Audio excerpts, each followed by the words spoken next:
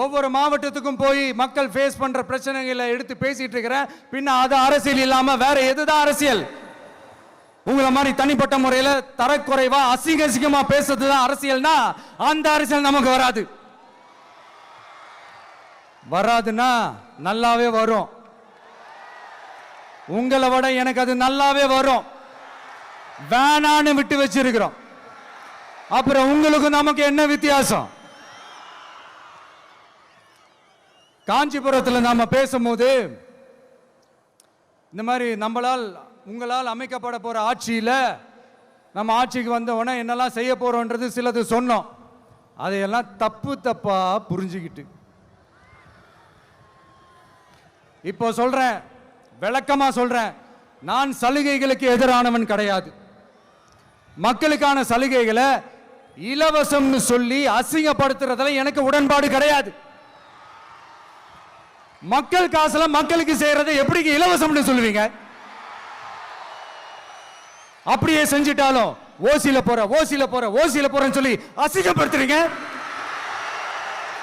என்ன கேட்கறதுக்கு ஆள் இல்லைன்னு நினைச்சீங்களா? மக்களுக்கு ஒண்ணுன்னா இந்த விஜய் வந்து நிப்பா, இந்த விஜய் வந்து கேள்வி கேட்பா.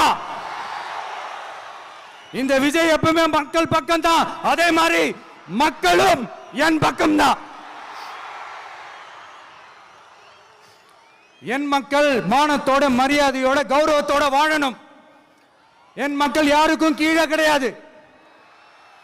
அப்படி அவங்க கௌரவத்தோட வாழணும்னா அவங்களுக்கான வாழ்க்கை தரம் உயரணும்.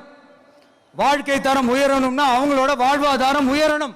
வாழ்வாதாரம் உயர்ந்தாதான் பொருளாதாரம் உயரும். பொருளாதாரம் உயர்ந்தாதான் வசதி வாய்ப்புகள் உயரும்.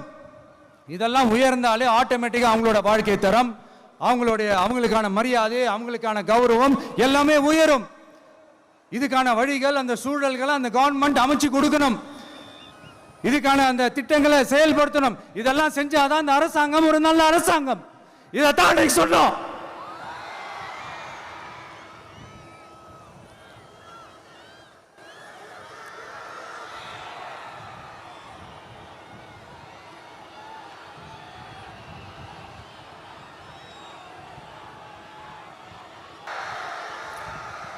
இதைத்தான் அன்னைக்கு சொன்னோம். உடனே சொன்னா மட்டும் போதுமா?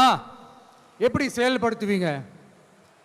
நாங்க என்ன வாயிலேயே வடை சுடுறதுக்கு டிஎம்கேவா?